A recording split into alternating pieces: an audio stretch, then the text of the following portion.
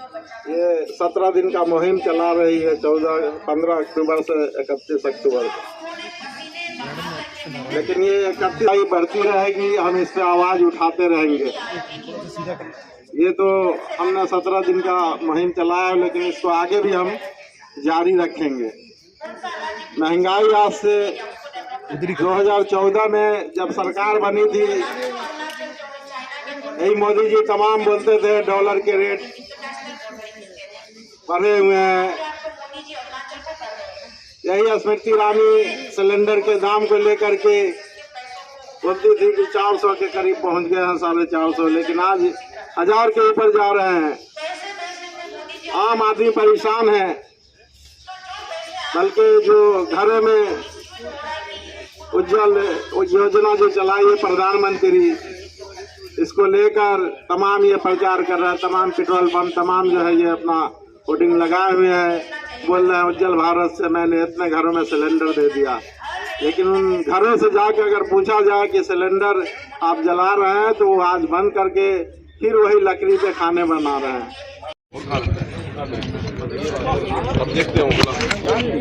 नमस्कार, मैं हूं नई दिल्ली के जंतर मंतर पर, और नई दिल्ली के जंतर मंतर पर वेलफेयर पार्टी ऑफ इंडिया का धरना प्रदर्शन चल रहा है। हमारे साथ हैं जनरल सेक्रेटरीज के आरिफ अखलाक जी, जो कि बेरोज़गारी और महंगाई के खिलाफ यहाँ पर धरना प्रदर्शन कर रहे हैं। काफ़ी लोग यहाँ पर आए हैं। सर, आज आप लोग धरना प्रदर्शन कर रहे हैं, क्या मुद्दे हैं और क्या आपकी डिमांड्स हैं? देखिए, 15 दिन हो चुके हैं हमें। 17 दिन की हमारी ये मुहिम है महंगाई और बेरोज़गारी के खिलाफ। देशव्यापी अभियान हम लोग चला रहे हैं 17 दिन का, और हम ये मानते हैं कि ये महंगाई और बेरोज़गारी देश का सबसे बड़ा मुद्दा है। तो इसलिए जो सरकारें और सरकार में बैठे हुए लोग आवाम को गुमराह करने की कोशिश कर रहे हैं, जिस तरह अभी अरविंद केजरीवाल के एक बयान की बात की गई कि उन्होंने प्रधानमंत्री जी से अपील की कि भाई नोटों पे गणेश जी और लक्ष्मी जी की फोटो होनी चाहिए। तो ये आवाम को गुमराह करने की कोशिश है कि जब वो ये कहते हैं कि हम तो डेवलपमेंट की बात करते हैं, हम तो एजुकेशन और हेल्थ की बात करते हैं, हम दिल्ली मॉडल पेश कर रहे हैं पूरे हिंदुस्तान में, तो गुजरात में आप दिल्ली मॉडल क्यों नहीं पेश कर रहे हैं जाके? वहाँ आप क्यों कम्युनल हो जाते हैं? तो इसका मतलब ये है कि बीजेपी जिस पिच पे लाना चाह रही है, जो आरएसएस की आइडियोलॉजी है, उसको वो भी प्रमोट करने में बीजेपी को पीछे छोड़ने का काम कर रहे हैं। यानी कि कहें तो पार्टीज अब धर्म की राजनीतियां लड़ रही हैं। देखिए, ये कोई नई बात नहीं है। बीजेपी के अलावा जितनी भी सो कॉल्ड सेकुलर पार्टीज हैं, आए दिन इस तरह के बयानात उनके भी आते रहते हैं। तो केजरीवाल का रोल हम दिल्ली में दंगों के दौरान देख चुके हैं। दिल्ली का जब दंगा हुआ तो उसमें उस स्टेट के चीफ मिनिस्टर का काम ये होना चाहिए कि वो बाकायदा उसके लिए डायरेक्ट करे, मैदान में निकले, सड़कों पे निकले कि ये जुल्म हो रहा है, मकानों को जलाया जा रहा है, धार्मिक स्थलों में आग लगाई जा रही है, लोगों को मारा जा रहा है, तो उसके खिलाफ उन्हें मैदान में आना चाहिए था। वो राजघाट पे जाके बैठ जाते हैं। लेकिन उनकी ही पार्टी के विधायक का भी नाम उसी में आया था, ताहिर हुसैन का नाम आया था। आप बताइए, क्या अभी तक कोई इल्जाम साबित हुआ?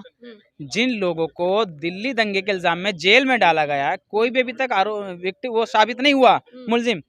चाहे आप उमर खालिद की बात करें, खालिद सैफी की बात करें, मीरान हैदर की बात करें, गुलफिशा फातिमा की बात करें, चाहे ताहिर हुसैन की बात करें, एक एक करके इनको तमाम केसेस में बेल मिलती जा रही है।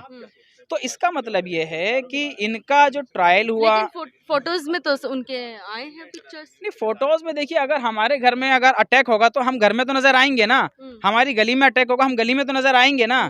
जिस इलाके में लोग रहते हैं, अगर शिव विहार में अटैक हो रहा है तो शिव विहार के लोग कहाँ नजर आएंगे? तो हुकूमत का काम ये होना चाहिए कि इन्वेस्टिगेशन करे और ये मालूम करे कि कौन दंगा भड़काने वाले हैं और कौन डिफेंस में खड़े हुए हैं, कौन लोग पीछे हटने वाले हैं, ये मालूम होना चाहिए हुकूमत को। कहने का मतलब ये कि जो मौजूदा जो मुद्दे हैं उनके पब्लिक का ध्यान वहां से हटा करके इन मुद्दों पे लगाया जाए। सच्चाई ये है, 2014 से लेकर यही चीज़ें हो रही हैं कि जो देश को जिस तरह से बेचने की कोशिश की जा रही है, LIC को इन्होंने बर्बाद कर दिया, एयर इंडिया को इन्होंने बर्बाद कर दिया, रेलवे स्टेशन बेच दिए, ट्रेनें बेच दी, एयरपोर्ट अडानी को बेच दिए हैं। तो कितने ऐसी चीज़ें हैं, तो अब इन पर आवाम सवाल ना पूछे, इसके लिए कुछ तो करना पड़ेगा ना। स्मार्ट इंडिया बना रहे हैं। नहीं, स्मार्ट इंडिया तो यही है ना कि जब नौकरी के लिए बात होती है तो उनके लिए अग्निपथ स्कीम लाई जाती है।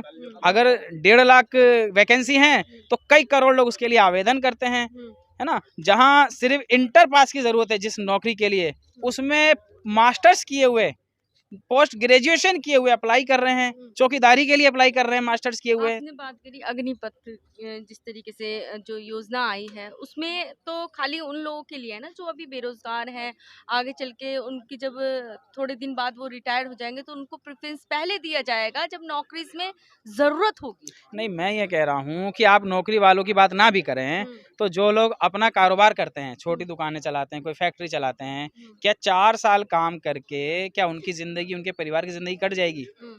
ये तो जिंदगी में कंटिन्यू चलता रहना चाहिए ना। अब अगर जॉब, आपको क्या लगता है कि अगर जो मौजूदा सरकार है, अगर कोई और सरकार आ जाए, क्या सारे मुद्दे जो हैं वो सॉल्व हो जाएंगे? नहीं नहीं, ऐसा नहीं है। देखिए, हम ये नहीं कह रहे हैं कि कोई और पार्टी अगर हुकूमत में आ जाती है, पावर में आ जाती है, वो मसले हल हो जाएंगे। असल काम ये है कि जितनी भी अपोजिशन में पार्टीज हैं उनका काम ये है कि हुकूमत की जो एंटी पीपल पॉलिसीज हैं, अवाम मुखालिफ जो नीतियां हैं, उनके खिलाफ सड़कों पर आए। तो पता ये लगता है कि ये सारी अपोजिशन पार्टियां इतनी कमजोर हैं कि आवाज ही नहीं उठा पा रही हैं, फिर उठाना ही नहीं चाहती हैं ये। तो ये जिस तरह से आज राहुल गांधी हमें नजर आ रहे हैं कि ये पैदल यात्रा कर रहे हैं, भारत जोड़ो का नाम इसको दे रहे हैं, तो ये काम तो ये बहुत पहले भी कर सकते थे। आज अगर मान लीजिए कांग्रेस कहीं हुकूमत में आ भी जाती, जो आप बात कर रही हैं, अगर तब्दील हो भी जाती है हुकूमत, तो क्या कांग्रेस के अंदर बीजेपी के लोग नहीं हैं? क्या आरएसएस के लोग उनके पास नहीं है? तो ये चीज हमें समझनी पड़ेगी कि इस वक्त देश में जो लड़ाई है वो विचारधारा की लड़ाई है। आज जिस तरीके से अभी आजम खान की हम बात कर रहे हैं, उनको हेड स्पीच के तहत उनको सजा भी सुनाई गई है, जुर्माना भी लगाया है, उस पर क्या कहना चाहिए? देखिए, अगर आजम खान ने कोई हेट स्पीच की है या किसी ने भी की है तो उनके खिलाफ कार्रवाई होनी चाहिए। लेकिन अगर हुकूमत सेलेक्टिव कार्रवाई करती है, सिर्फ एक धर्म के लोगों को निशाना बनाती है, हाँ, विधायक की भी चली गई, अगर एक धर्म के लोगों को निशाना बनाती तो इसका मतलब ये है कि हुकूमत क्राइम के खिलाफ नहीं है, हुकूमत हेट स्पीच के खिलाफ नहीं है, हुकूमत सांप्रदायिकता के खिलाफ नहीं है, हुकूमत अपने विरोध में जो उठती हुई आवाज है उसको सिर्फ दबाना चाहती है। वरना बीजेपी में कितने लोग ऐसे हैं, साध्वी प्रज्ञा तो पार्लियामेंट में बैठी हुई हैं, है ना, कपिल मिश्रा आज बीजेपी में है, और परवेश वर्मा, ये आपने देखा अभी कुछ दिन पहले की बात है, दिल्ली के अंदर किस तरह की हेट स्पीच हुई है, वो बीजेपी के मेंबर ऑफ पार्लियामेंट हैं, तो उनकी सदस्यता तो रद्द नहीं, उनकी सदस्यता रद्द नहीं होती है। अनुराग ठाकुर है, वो मिनिस्टर हैं केंद्र सरकार में, उनकी सदस्यता रद्द नहीं होती है, उन पर कोई कार्रवाई नहीं होती है। तो इसका मतलब ये जो सेलेक्टिव कार्रवाई है, आप कहना चाहिए दोहरी राजनीति चल रही है? बिल्कुल दोहरी राजनीति हो रही है, ये तो गलत है ना, ये देश के हित में नहीं है। तो ये हम ये चाहते हैं कि इस पर इस और ध्यान जाए, कहीं ऐसा ना हो कि श्रीलंका जैसे, लीबिया जैसे हालात यहाँ पैदा हो जाएं। तो आवाम को भी ये जिम्मेदारी समझनी चाहिए और हुकूमत में बैठे हुए लोगों को भी, और जो अपोजिशन पार्टियां हैं उनको भी रियल इश्यूज पर मैदान में आना चाहिए। वेलफेयर पार्टी ऑफ इंडिया कैसे लोगों तक जाएगी और कैसे कैसे समझाएगी, जिस तरीके से अब देश में हालात हो रहे हैं, अब 2024 में भी चुनाव आने वाले हैं? देखिए, हम जा रहे हैं लोगों के बीच में, कंटिन्यू हम लोग मैदान में जमे हुए हैं। हमारे नज़र में सिर्फ चुनाव सब कुछ नहीं है। हम ये नहीं चाहते हैं कि किसी भी कीमत पे चुनाव जीतना चाहिए। हम ये चाहते हैं। अच्छा, ये एक बात मैं और पूछूं, ये अभी ही क्यों आप लोग घर घर जा रहे हैं, पहले क्यों नहीं गए? या 2024 में चुनाव आने वाले हैं या एमसीडी के चुनाव आने वाले हैं, इस वजह से? देखिए, एमसीडी चुनाव तो दिल्ली में है ना, और ये मुहिम नेशनल लेवल पर है। आप केरला के देखें उठा करके, आप तमिलनाडु का देखें, कर्नाटका में देखें, वेस्ट बंगाल में देखें। आज सोशल मीडिया का जमाना है, पहले वाली बात नहीं है कि जंगल में मोर नाचा किसने देखा। आज आप एक क्लिक करेंगे, सारी चीजें आपके सामने आ जाएंगी। तो केरला में तो एमसीडी चुनाव होने नहीं जा रहा है। तो ये एक मुहिम थी। इसके अलावा हम अक्सर इस तरह की मुहिम चलाते रहते हैं जो अवामी मसाइल की होती हैं। इससे पिछले महीने अगस्त में हमने एक मुहिम चलाई थी, वो जो इलीगल अरेस्टिंग हुकूमत ने की है, पुलिस ने की, दिल्ली पुलिस ने किया, देश के दूसरे हिस्सों में की है, उन पर हमने पूरे हिंदुस्तान में सिग्नेचर कैंपेन चलाया। और करें सर बुलडोजर्स की, बुलडोजर्स तो उस पे चल रहे हैं ना जो इलीगल, जो अवैध निर्माण कर रहे हैं, अवैध दुकानें लगा रहे हैं। देखिए, अभी मैंने एक बात कही, सेलेक्टिव कार्रवाई हो रही है। बुलडोजर हमारे जावेद साहब जेल में हैं, इलाहाबाद के, वेलफेयर पार्टी के जिम्मेदार हैं वो, तो उनके पूरे घर को गिरा दिया गया। आफरीन फातिमा उनकी बेटी है, ठीक। तो उस इलाके में अकेला उनका घर तो नहीं है, और वो इलीगल किसी तरह से नहीं है। टैक्स वो 20 साल से भरते आ रहे हैं, है ना, बिजली का बिल सारा मतलब जमा होता आ रहा है, पानी का बिल जमा होता हुआ आ रहा है। कैसे अब इलीगल कह सकते हैं? मतलब अगर कोई हुकूमत के खिलाफ आवाज़ उठाता है, अगर सड़कों पे निकलता है, तो आपको ये लगता है कि इस आवाज़ को दबाना तो आप उसे जेल में डाल देंगे। तो डेमोक्रेसी कहाँ रही हिंदुस्तान में? तो ऑटोक्रेसी हो गई ना। सुप्रीम कोर्ट ने तो ये कहा कि ये जो उठती हुई आवाज़ें हैं, ये जो प्रोटेस्ट हैं, ये कुकर का सेफ्टी वाल्व जैसे होता है, ये ऐसे अगर उसे हटा देंगे तो ये कुकर फट जाएगा। तो तो ये तो डेमोक्रेसी को खत्म करने पर तुले हुए हैं। यानी कि आपका कहना है कि विशेष धर्म को टारगेट किया जा रहा है? नहीं, सिर्फ विशेष धर्म को नहीं, ये कह सकते हैं कि मुसलमानों पे ज्यादा एक्शंस लिए जा रहे हैं, लेकिन परेशान जितने लेकिन हिंदू के घर भी तो उन पे भी तो बुलडोजर बिल्कुल चले हैं। बिल्कुल सीधी सी बात है। अब अग्निपथ स्कीम के लिए जो लोग सड़कों पर थे, जिन पे लाठियां बरसाई गईं, क्या वो मुसलमान थोड़ी थे सारे? उसमें तो अक्सरियत हिंदू लोगों की थी। आपने कहा ना कि मुस्लिम को ज्यादा टारगेट कर रहे हैं। ये तो सच्चाई है। आज आप जेलों लेकिन में बुलडोजर तो हिंदुओं के भी घर पे चले। बिल्कुल चला है, वो भी गलत है ना। जहांगीरपुरी में सिर्फ मुसलमानों के घरों पे, उनकी दुकानों पे नहीं चला बुलडोजर। हमारी बात हुई है वहाँ एक पंडित जी, उनकी दुकान थी फोटो स्टेट की, उसको भी गिरा दिया गया। एक झा जी थे बिहार के, उनके भी मकान पे बुलडोजर चला, छज्जा गिरा दिया उनका। यानी कि आप कहना चाह रहे सेलेक्टिव कार्रवाई का मतलब ये है कि जो हुकूमत के खिलाफ लोग हैं, उनके खिलाफ कार्रवाई हो रही है। यानी कि तानाशाह चल रहा है। जाहिर सी बात है, ये तो वाज़ेह हो चुका है ना। अब आप किसको विकल्प ढूंढते हैं? कौन विकल्प होना चाहिए? देखिए, विकल्प की अगर बात की जाए तो इस वक्त जो अपोजिशन में लोग हैं, उनका काम ये है कि वो आरएसएस की पिच से हट के अपने कॉमन एजेंडे को लेकर आए हैं। सब लोग इकट्ठा होकर 2024 के लिए प्लानिंग करें। वेलफेयर पार्टी ऑफ इंडिया तो विकल्प के तौर पर अपने आप को देखती है, लेकिन हम बहुत जल्दबाजी में नहीं हैं। हमें कामयाब होने में हो सकता है 20 साल लग जाएं, 30 साल लग जाए, क्योंकि हम धर्म की राजनीति नहीं कर रहे हैं। हम अवामी मसाइल पे काम करके, हम इंसानी बुनियादों पर जो डेमोक्रेटिक वैल्यूज़ हैं, उनके ज़रिए हम लोग आगे बढ़ रहे हैं। वेलफेयर पार्टी ऑफ इंडिया का देश की एकता, अखंडता और समरसता को बनाए रखने में क्या योगदान रहा है? देखिए, वेलफेयर पार्टी के जितने भी प्रोग्राम्स रहे हैं, छोटे या बड़े, कभी आप उसमें कोई हेट स्पीच किसी एक वर्ग के खिलाफ, किसी धर्म के खिलाफ, कोई आपको ऐसा कहीं नहीं मिलेगा। दूसरा ये है कि हमारी पार्टी सब धर्मों की पार्टी है, सबके लिए दरवाजे खुले हैं। हमारे जो नेशनल जनरल सेक्रेटरी ऑर्गेनाइजेशन है, हमारे यहाँ प्रेसिडेंट के बाद जो सबसे बड़ा पद होता है, वो नेशनल जनरल ऑर्गेनाइजेशन का होता है, जनरल सेक्रेटरी ऑर्गेनाइजेशन का, वो सुब्रमण्य अरुमुगम है हमारे यहाँ। तो अगर बात करें चुनावों में, अगर आप लोग आपकी पार्टी खड़ी होती है, तो क्या आप एक गरीब व्यक्ति को टिकट देंगे? देखिए, ये तो हमारे यहाँ हो रहा है। 2011 में पार्टी बनी है, हमने कभी ऐसा नहीं किया कि चुनाव आ गया अब हम ऐसे लोगों को तलाशें जिनके पास पैसा हो, जो पहले से पावर रखते हो, उनको टिकट दें क्योंकि वो पैसा खर्च करेंगे। वेलफेयर पार्टी की ये पॉलिसी है कि सिर्फ अपने कैडर को टिकट देना है, चाहे वो पैसे वाला हो या गरीब हो। और हमने 11 सालों में इस बात को प्रूफ करके दिखाया है कि हमारी नज़र में सिर्फ इलेक्शन जीतना मकसद नहीं है। दिल्ली में भी हम इलेक्शन लड़ चुके हैं, बंगाल में भी लड़ा, केरला में बहुत सारी सीटें जीती हैं, कर्नाटका में सीटें जीती हैं हमने बहुत सारी छोटे चुनावों में। तो हमने कहीं भी ये सेलेक्टिव तरीके से टिकट नहीं बांटे हैं। क्या मुद्दे रहेंगे आगे? यही बुनियादी मुद्दे, महंगाई होगी, बेरोजगारी होगी, डेवलपमेंट होगा, कम्युनलिज्म के खिलाफ, नफरत के खिलाफ लोगों को मैदान में आना चाहिए। इन्हीं मसाइल पे हम बात कर रहे हैं।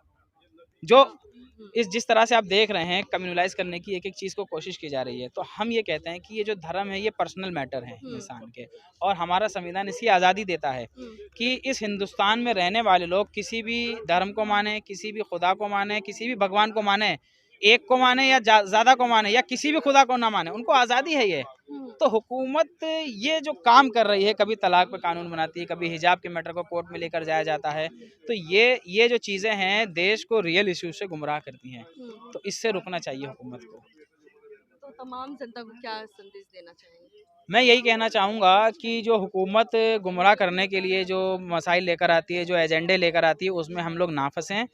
उसके अलावा जो हमारी बुनियादी चीज़ें, एजुकेशन है, डेवलपमेंट है, शिक्षा है, रोज़गार है, उसको हम नज़र में रखें और उसी को लेकर हम लोग सवाल करें। जब चुनाव आता है, हमारे घर पे कैंडिडेट आता है, तो हम उनसे अपनी डिमांड रखें कि अगर आप जीतेंगे या हम आपको वोट देंगे तो आप क्या करेंगे हमारे इलाके के लिए। मैनिफेस्टो में तो बहुत कुछ होता है ना सर? मैनिफेस्टो में तो होता है, लेकिन आप जाएंगे दिल्ली के कुछ इलाकों में लिखवा लेते हैं लोग पेपर पे, और वही मौका 5 साल बाद फिर दोबारा मिलता है ना। अगर 5 साल में उन्होंने वो काम नहीं किया जो मैनिफेस्टो में है, तो फिर हम उनको 5 साल बाद दोबारा क्यों वोट दें?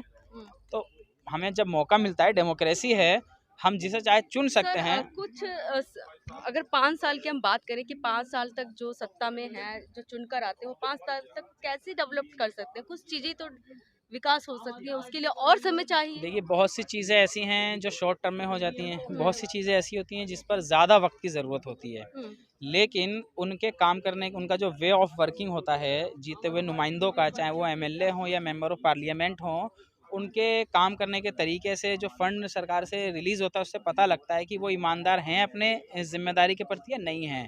तो जब आप देखेंगे दिल्ली के मुख्तलिफ इलाकों में, भाई 7 सीटें हैं पार्लियामेंट की, दिल्ली में 7 सीटें हैं, तो पता ये लगेगा कि 2014 में भी बीजेपी ने जीती 7 सीटें, 19 में भी बीजेपी ने 7 सीटें जीती, लेकिन कोई तरक्की का काम खास हमको यहाँ नज़र नहीं आता है दिल्ली के किसी भी इलाके में। ख़ास तौर पर आप दलित बस्ती में जाएं, आप दिल्ली के स्लम एरिया में जाएं, आप दिल्ली के उन इलाकों में जाएं जहाँ मुस्लिम बहुल इलाके हैं, तो आपको वहाँ डेवलपमेंट नहीं मिलेगा। और दिल्ली के बहुत से इलाके जो पहले से डेवलप हैं, तो अगर वो उसको अपने डेवलपमेंट का पार्ट बताते हैं तो ये तो गलत है ना। भाई जो डेवलप नहीं है वहाँ आपने क्या किया है? सीलमपुर में स्लम इलाका है, ओखला में स्लम इलाके हैं, पुरानी दिल्ली के अंदर दलित बस्तियां हैं, मंगोलपुरी में, सुल्तानपुरी में कितनी दलित बस्तियां हैं, गोकलपुरी में आप जाके देखिए, वहाँ लोगों से बात कीजिए। लेकिन जो अभी मौजूदा सत्ता में लोग हैं, चाहे दिल्ली में बात करें हम, चाहे हम केंद्र सरकार की बात करें, चाहे दिल्ली सरकार की बात करें, तो उन्हें वोट कैसे मिल जाते हैं? देखिए, वोट असल में बात होती है विकल्प की। जब कांग्रेस के खिलाफ एक माहौल बनाया गया करप्शन को लेकर, केजरीवाल जी और अन्ना हजारे जी अनशन पे बैठे थे, तो क्योंकि नेशनल लेवल पर बीजेपी नज़र आ रही थी, ऐसा नहीं था कि बीजेपी की पॉलिसीज लोगों को पसंद थी, आवाम को पसंद थी, लेकिन जो विकल्प नज़र आता है, तो कांग्रेस के खिलाफ माहौल था, उसका फ़ायदा बीजेपी को मिला। इसी तरह दिल्ली की अगर बात की जाए, तो दिल्ली में कांग्रेस से लोग त्रस्त थे। 15 साल शीला दीक्षित जी यहाँ की मुख्यमंत्री रही हैं, उससे पहले बीजेपी भी हुकूमत में रही है, तो लोगों को लगा कि ये ईमानदार शख्स है, ये शीला दीक्षित को जेल में डालने की बात करता है ना, तो लोगों को लगा कि ये काम सही करेगा, तो लोगों ने एक तरफा उसको हुकूमत में ले आए, एक तरफा सीटें दी, 67 विधायक उनके पहली बार में यहाँ जीते थे, तो क्योंकि उनको विकल्प मिला। लेकिन अब धीरे धीरे इनका ये जो हवा में गुब्बारे में हवा भरी गई थी वो खत्म होती जा रही है, वो गुब्बारा नीचे आता जा रहा है। अब लोगों को एक दूसरे विकल्प की तलाश है दिल्ली के अंदर भी, तो ये आने वाले टाइम में आपको पता लग जाएगा। 2025 में दिल्ली का विधानसभा चुनाव होगा, उसमें पता लग जाएगा आपको। बात करें हम राम मंदिर की, तो राम मंदिर से आप खुश नहीं है क्या? देखिए, मंदिर मस्जिद पर तो बहुत राजनीति हो रही है इस हिंदुस्तान के अंदर, तो उसमें आप जानते हैं जो कोर्ट का जो फैसला है, वो कोर्ट में जो हियरिंग हुई है, कोर्ट ने सारी बातें मानी हैं कि मस्जिद से पहले वहाँ कोई मंदिर नहीं था, वो जो मूर्तियाँ रखी गई वो गैर कानूनी थी, मस्जिद को ढहाया जाना वो गैर कानूनी था, है ना। मतलब कोर्ट ने ये माना कि वो गलत हुआ था, लेकिन जो फैसला आया वो हमारे खिलाफ आया। हम उस फैसले से संतुष्ट नहीं है, बिल्कुल संतुष्ट नहीं है, बिल्कुल नहीं है, क्योंकि वो मस्जिद की जगह है। वो फैसला जो है एक तरीके से हम ये कह सकते हैं कि वो ऊपर से थोपा गया फैसला है।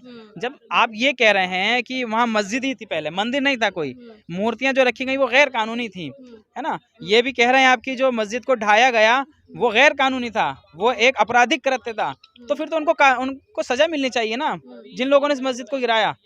तो वो काम तो हुआ नहीं, तो इसका मतलब ये है कि सारे सबूत हमारे फेवर में थे, सारी दलीलें हमारे फेवर में थी, लेकिन फैसला जो आया वो उनके उधर फेवर में आया। तो आस्था की बुनियाद पर फैसला दिया गया है ना, तो ये गलत है, इस तरह से नहीं होना चाहिए। और मंदिर मस्जिद की राजनीति से जिस तरह से आवाम को गुमराह किया जा रहा है, ये आवाम को समझना चाहिए कि इससे हमारी बर्बादी का रास्ता खुल रहा है।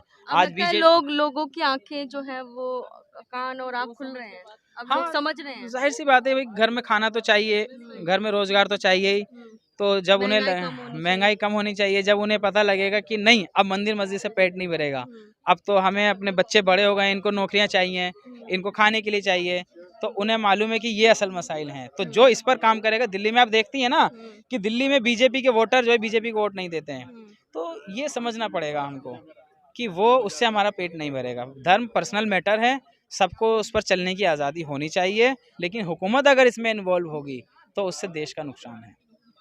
धन्यवाद।